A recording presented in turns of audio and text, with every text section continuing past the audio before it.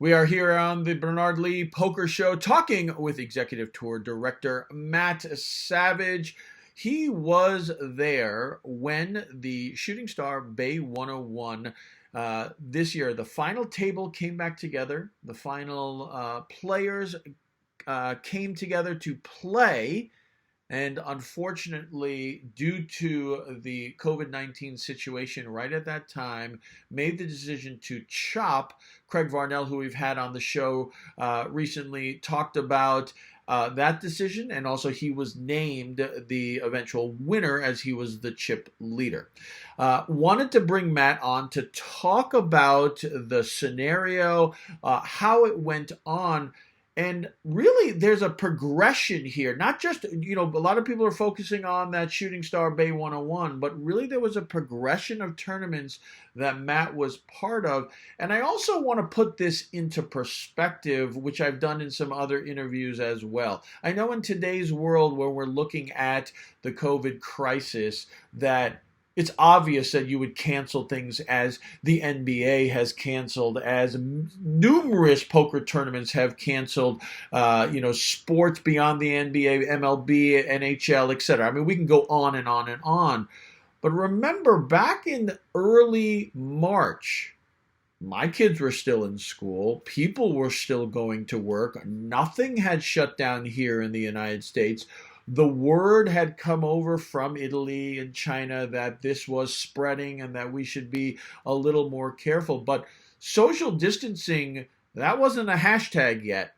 This wasn't around there. So while we're having this discussion with Matt, really want to make sure everyone puts this into perspective to not think, well, of course they should have stopped the tournament, etc. It was although it was only a few weeks ago. It seems like an eternity ago that it was a completely different world, and I think it was definitely handled as well as possible under the circumstances. And I know you and I have talked, and I've talked with a lot of people, that you guys were constantly analyzing the situation. We had on Alex Torelli last week, and he made the prediction at the end of February that casinos would close. Again, he has, I don't want to say previous knowledge, it's just more he has the foresight because he's seen it already in Italy, so he's kind of making a prediction with knowledge. But when I saw that prediction, I said, he's crazy. I mean, how can billion-dollar businesses close? That'll be impossible. He doesn't know what he's talking about. And of course, we're sitting here today. There's not a casino to be found open, and it's amazing how this world is. So I wanted to preface it that way while people are listening, to not just, I can't believe they didn't make the decision to cancel the tournament, because that's not a fair assessment in the world we live in today. Really, you have to take a step back to back then. I will put it in perspective. The Bay 101, which started on, I think it was March 13th, WSOP Tulsa Hard Rock, they also started their circuit series as well. So again, they weren't the only tournament that was going on at that time. There were still tournaments playing. So now that I've done that little preface, I want to give the kind of timeline for Matt. Matt was at LAPC, which is one of the hugest events out in LA and the WPT, and that went on from January 15th all the way to February 29th. March 4th, actually. Yeah, March 4th. Okay, so all the way to March 4th. Then Matt jumps over to Thunder Valley outside of Sacramento from March 7th to March 10th, and then jumps right over to Bay 101 on March 13th. Now it's 11th, actually. Oh, sorry, March 11th. Then now, 13th was the final table. So March 11th, and just to put in perspective, that was the big day. March 11th, I remember as a big day. That was when the NBA shut down. Tom Hanks was announced.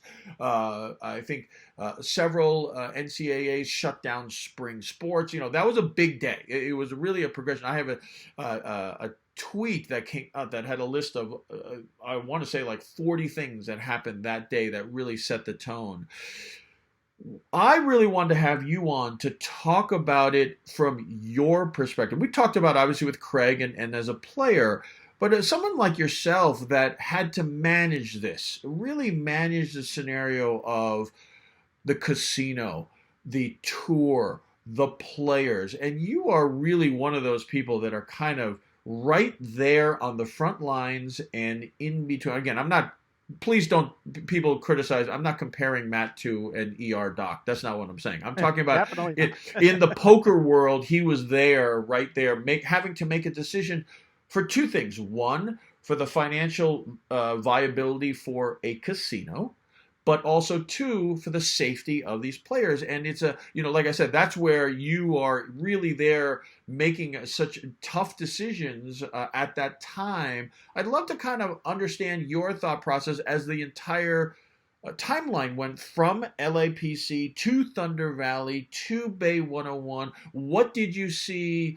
I know that many of your colleagues and friends have relatives in China who are dealers, and so they were getting information that we really didn't have. Love to kind of get your perspective, and I'll really leave the floor to you because I think this is going to be fascinating for not only me but for my listeners. Yeah, I mean, being at the LA Poker Classic, it's kind of like my whole world was changing right in front of my eyes. Right. When I got there on the 15th, nobody had even, thought of anything or even said anything. The World Health Organization had already said on the 14th of January that they did not feel that it could transfer from human to human. So think about that. Right. On January 14th, we started on the 15th. I wasn't even thinking about it. I'm fully focused on these tournaments, 68 events at the LA Poker Classic. As we're going through the tournament, it's already into February, and we're building towards the WPT main event. And I am, I'm an employee at the Commerce Casino, and I'm working there, and I'm not hearing much about it. Some people are talking about, what's going on over in China and stuff like that. And 90% of our dealers are of Chinese descent, and have families, and as you said, are over in China. So they're going home every night, watching Chinese TV and Right. seeing how it's affecting their country that they're from and the world in general. And they're coming in and they're discussing amongst themselves at the dealer meetings in the morning. So I am, catching wind of this because I'm, speaking at these dealer meetings, and I want to know what's going on, right? So they're kind of my eyes and ears because I'm not reading newspapers or watching news. I'm on the floor 14, 15 hours a day. So Right. I'm not really sure what's going on. But, at the time, they're kind of like, it's jovial and everybody's laughing about it.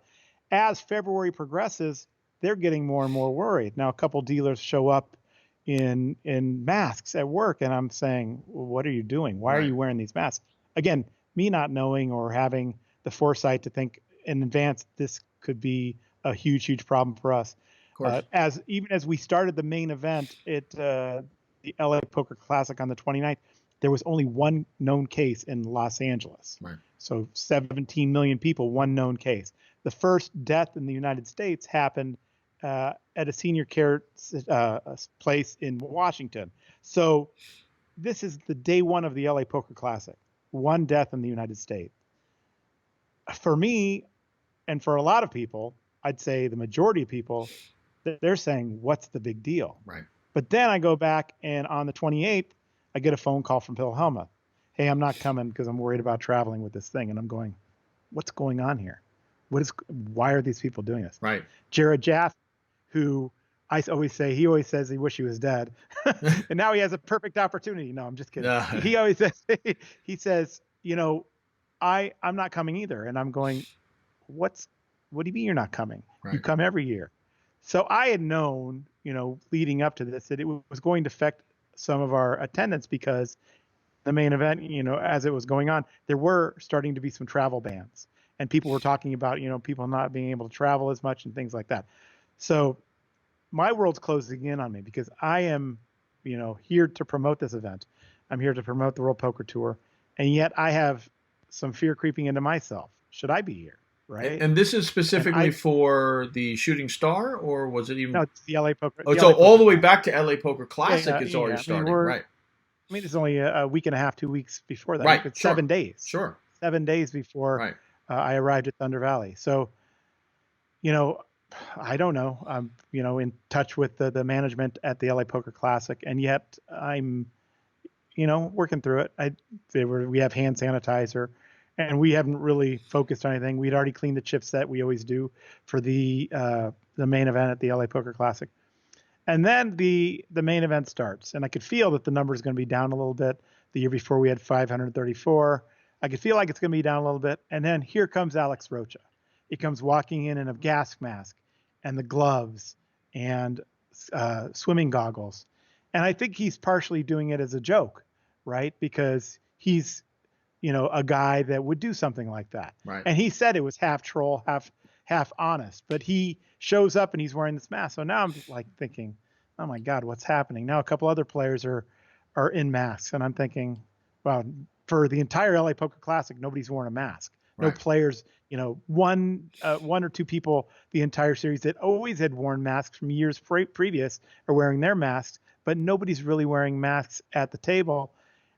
And I'm in a precarious position of protecting the dealers who are Chinese and now may face, racism or, things that I don't want to happen. Right. I'm also in the position of saying, are these players really at risk? Because at the time we really didn't feel like they were. And the event's going on. So like, okay, we're playing, we get 490 players. I'm upset because we can't have $1 million for first place. The LAPC main event is always $1 million for first place. And while I flattened out payouts over the years, I can't have $1 million for first place. Well, the management and David Mosikian come to me and say, hey, look, it's always been $1 million for first place. It's only at 925. We're going to add $75,000 to the prize pool. So I'm thinking, all right, some good news is coming in. And right. And so we end up with 490 entries. There's no reentry in that event. We get through it at the end. One of the players in the tournament is wearing a mask throughout the tournament. He ends up being the chip leader of the final table. He takes it off. There's another guy that's at the table that is like totally discounting all of this stuff.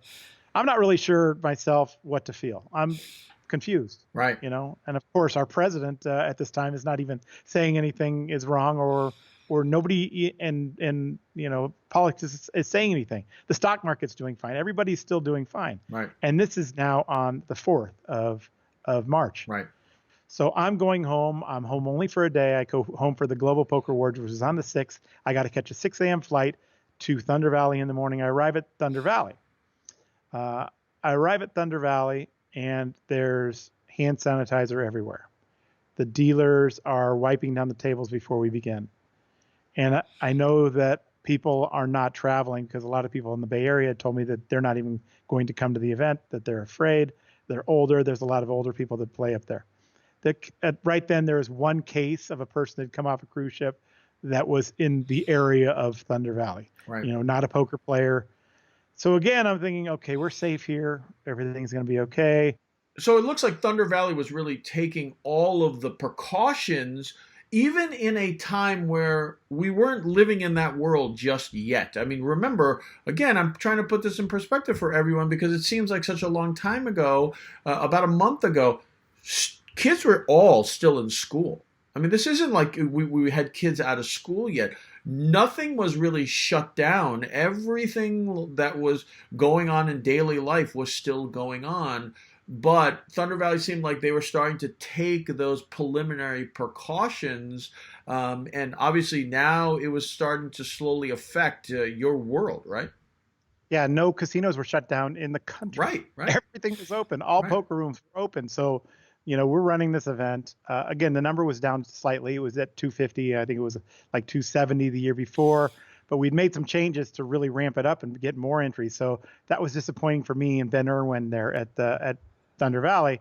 But we were already talking about the series at the end of the month that was happening in April and, planning about it. And it was World Poker Tour Deep Stacks. Everything was going to be fine. We had talked to the marketing. We were going to, reduce some of the guarantees, but still run the event and everything was good.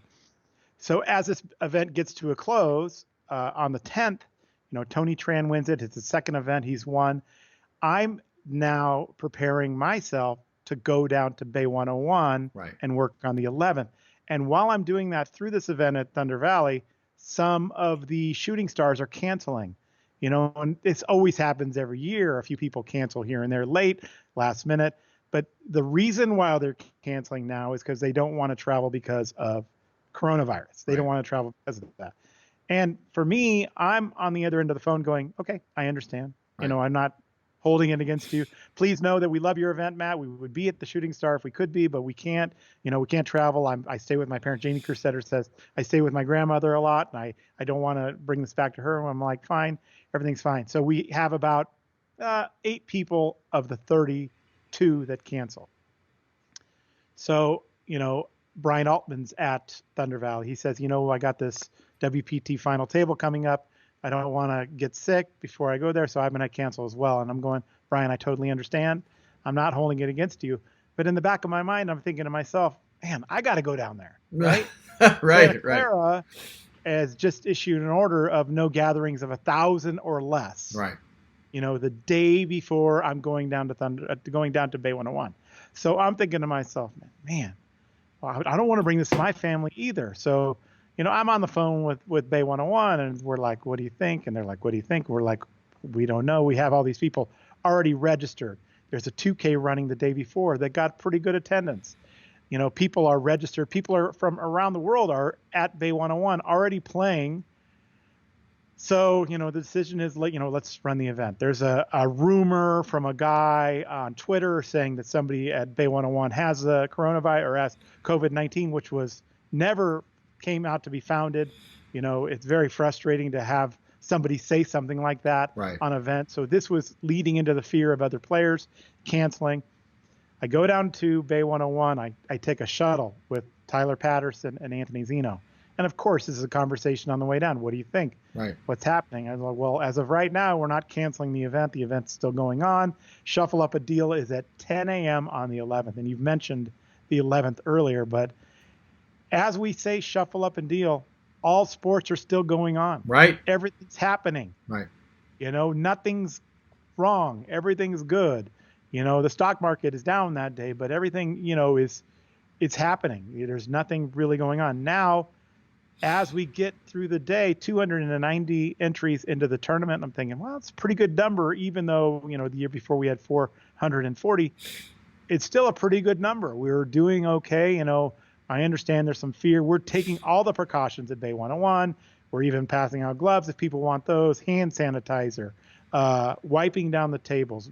I've never seen a casino be more careful about anything in my career about, taking care of those precautions. But yet people are still coming at us and saying, why are you running the event? Again, still, as we said, Shuffle Up Deal, nothing's happened. So as that day is going on, later at the end of day one, NBA's canceled. Right. Wow. There's like a buzz throughout the entire room. A few minutes later, Tom Hanks has the coronavirus. The end of day one happens shortly after that. Again, we end at 6:45 on day one. We were scheduled to have like a player dinner, for the Shooting Stars. A few people show up. Of course, it's a big topic of conversation. I go on with my guy, Rob Perlman, who's a genius with computers and running numbers and things like that. I actually run an ICM with the 75 players in the tournament in case something happens overnight. We can't open up. And I'm thinking to myself and talking to the management, they're going, we don't know, again, Newsom now comes out with a post, the governor of California saying gatherings of 250 or less, but we have 75 left in the tournament. So we're thinking, this is crazy. So I said, I instantly made the decision to make the tables 8-handed, something that's never happened at Bay101. It's always 10-handed, on these days because we're so busy. And I'm thinking to myself, is this enough? Are we doing enough? I ran the numbers, for ICM. Darren Elias was a short stack. He was scheduled to get $630. I jokingly went to Darren. I said, you want the $630? He goes, I'll take it. Let me go, I'll go home. I'll go home to my family. The chip leader was Chino Reem, and he had just a ton of chips. He was going to schedule to get like 70,000 of the prize pool. And that was a lot at the time. So I'm thinking, okay, 10 o'clock comes the next morning. As I'm walking over to the casino, the NHL decides they're not holding their practices. They may cancel. So I'm walking in, and all the TVs are on the golf, right? So they're still golfing. Right. There's still fans on that Thursday. But as we're going through the day, I'm going, let's speed this up. Let's get it going. So I agree, and I make the decision to play more levels that day. to cut it down to a 3-day tournament, knowing that we would get down to 10, 12 players at the end of the day. As the day goes on, NHL cancels. Major League Baseball pushes back. Golf decides they're still going to go, but they're going to go without fans. All of this stuff is closing in on the same day. Again, the stock market's way down. Players are coming up to me and talking to me and going, what do you think? How do you think this is going to affect things? The Venetian, which we're having a tournament that weekend, is in talks with me. Is it going to happen? Is it not going? They still have not canceled on that day. We're going, again, it's closing in. So we get to the end of that day. There's 10 players left. Again, I run the numbers. I tell the players, look, here's the ICM numbers right now. I am telling you right now, I'm not sure we're going to be able to open the next day. Right. I don't know what the situation is. I'm letting you know right now, if the tournament ends, this is what you're getting paid. This is at the end of day 2. End of day 2, okay. 10 players okay. left. Yeah. Mm-hmm. Okay. The players that are at the tournament, Tyler Patterson, Kristen Bicknell, Craig Varnell, and Michael Chernak, these guys are all saying, I don't want to make a deal. We're here. Let's play. Right. If we have it, we have it. We're going to play. And I'm like, man, I just wish they would make this deal so I could just go home myself, go to my family. And I'm thinking, okay, all right, so you guys are all agreeing that you want to play. So 10 a.m. again tomorrow, we're going to come back and play this thing out. But again, it's going to end in 3 days instead of 4. Right. We show up in the morning, and Michael Chernak comes up to me and goes, Matt, I'm not feeling well. Mm. And I'm going, oh boy, what are we going to do now? He goes, I'm not feeling well. I took some Tylenol, but I'm starting to feel, a little bit better, but I just telling you right now, I don't feel well. Well, Zeno and Lexi Gavin and the players catch wind of this, and there's some discussion. Let's make a deal. Let's get out of here. Let's just finish this up right now. And I'm saying, you guys do what you want to do. We're here. The casino's open. We have some live games going on over there. There's only like 100 people in the entire casino. We'll do whatever you guys want to do. I'm just telling you that this is the ICM numbers. Well, Zeno and Lexi and other players are saying, let's just get this over. Let's just cancel. Well, Varnell and Kristen and Tyler are going, no, let's play. Right. Let's play. So I have to kind of intermediate and go, guys, you know me. I'm a guy that doesn't mind having you guys play here, stay here, whatever. Whatever. We're here. Let's make a decision and let's go with it. So then the decision was, well, can we let Michael just get his ICM number and go? And people are saying yes. And then another player goes, well, I want my ICM number. And so Anthony Spinella says, this is a good deal for me, but, I'd rather play myself. So Zeno starts pushing. He goes, this is crazy, guys. Let's just make this deal. And Varnell is friend of Zeno, and he says, okay, let's make the deal. Now, Varnell is the chip leader. He's going to win the tournament. Doesn't want to make the deal. Right. But decides to go ahead and do it. And so we decide to make everybody pay out. I'm breathing a sigh of relief.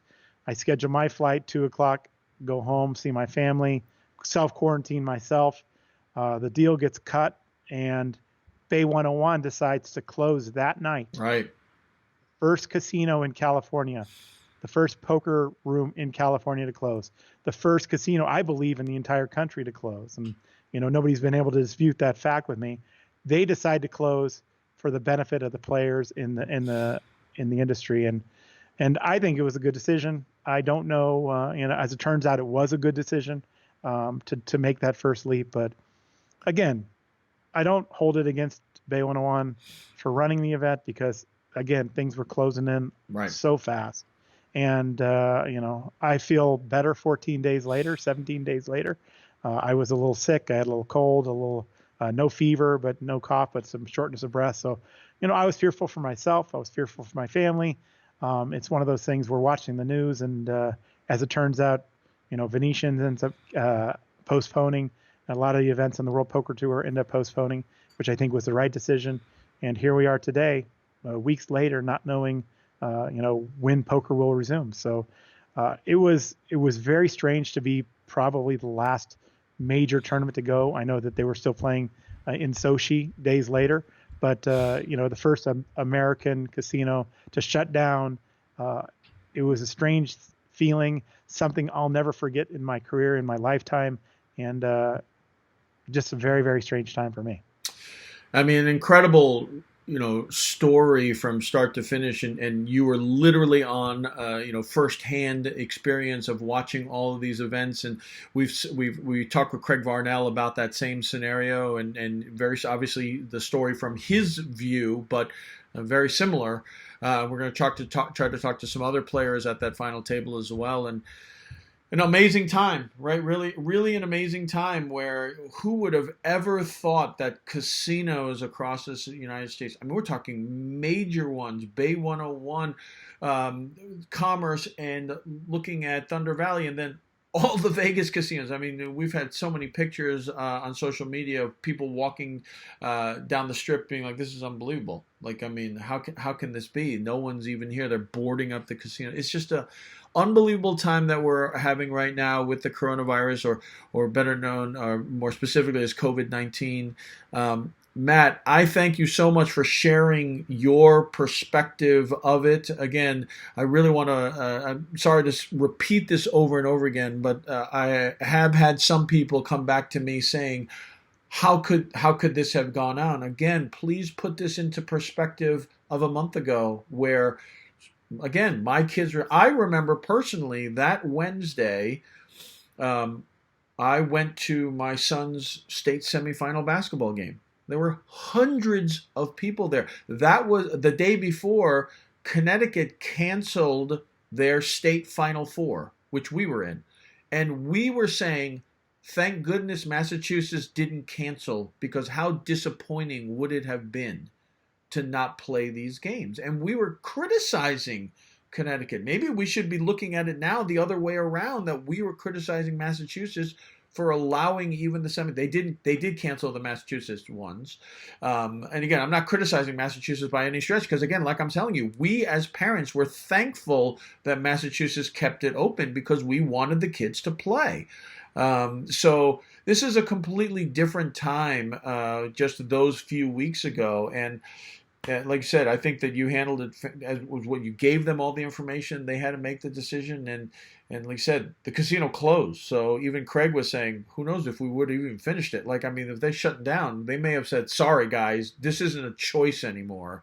This is the way we're about to proceed. And what an incredible story to hear it from really your voice and your words. And I really thank you for the time, and I wish you all the best, and hope to see you out there. If not on the felt, then at least let's social distance on the golf course, my friend. Yeah, You know what I'm saying? definitely. And That's what I we do have to think do. that golfing is actually a safe thing, because social distancing, and my drives are so short. They're like definitely within 6 feet of anybody else I play with. So yeah, Bernard, I got to tell you, it's just like, it's a crazy thing, to be a part of that and be maybe the last big buy-in tournament of, 3, 4, 5 months. Yeah, It's very, I'm blessed that I didn't hear anybody. I've spoken to people from the final table. Nobody ended up really getting sick. Actually, that's good. Michael Turnek, who was sick, was actually feeling better that day. Good, So he good, did not have coronavirus. good. I So was going to ask you. happy to Yeah, report that as well. good. And yeah, it's just a very crazy time. I'm very fortunate to be feeling a little bit better today than I did yesterday, and better than the day before. And So Matt, really, again, thanks so much. One final thing that I wanted to touch base is, what's the WPT proceeding from here? I know that they're doing a WPT online. Unfortunately, that's in Europe, not here in the U.S. I know that online has started to boom crazy enough. So this Club WPT, what's kind of WPT's kind of follow up to all of this? luckily, we do have a subscription site. It's a Club WPT, and me and Lynn Gilmartin, Tony Dunst, and Vince Van Patten are playing there. We're actually streaming as well. We're Oh, doing nice, bounty tournaments. Yeah, nice. it's been a lot of fun. I've never streamed on Twitch before, so I'm going to be doing this Sunday, but we're doing it, basically every day. Everybody picks a day, and Lynn's such a great streamer and fun to watch. And, Tony is so educational, and Vince is also, hilarious on these streams. So we have that going on. We have Pluto TV, where you can see all the WPT episodes. We also have a Twitch and a YouTube channel that we are promoting 24-hour a day. And so fortunately, we have some avenues that we can hopefully recover some of this dead time off. And, we don't have to lay off everybody. A few layoffs have happened already with the World Poker Tour. Very unfortunate, but we're trying to take care of everybody. Our WPT family needs to stay together, and we appreciate you, being able to promote that stuff on here. And, Club WPT, check it out. There actually is no purchase necessary. And go on there and play with us. And we're having a good time doing that. Well, right now, people, especially here in the U.S., we're just so hungry for poker. So I definitely think that people take advantage of that. Take a look at that Club WPT. And again, Matt, thanks so much. Really appreciate you coming on. It was, to me, very informative. And all of my listeners and here on YouTube, all my viewers, I hope you enjoyed this kind of timeline, historical wrap up of those few weeks leading up to really the kind of shutdown that we've had here with COVID-19. Thanks again, Matt. Really appreciate it. Thank you, Bernard. Appreciate it. Matt Savage here on the Bernard Lee Poker Show. Hope you enjoyed that. To me, unbelievably fascinating. And we'll have more interviews with people related to poker and COVID-19 in the coming weeks. And as always, may you always go in with the best hand, and may you never get unlucky. Good night, everybody. Hey, Matt, thanks so much for coming on the show. Hope you enjoyed it. I did. And don't forget to like and subscribe to Bernard Lee's YouTube channel right here.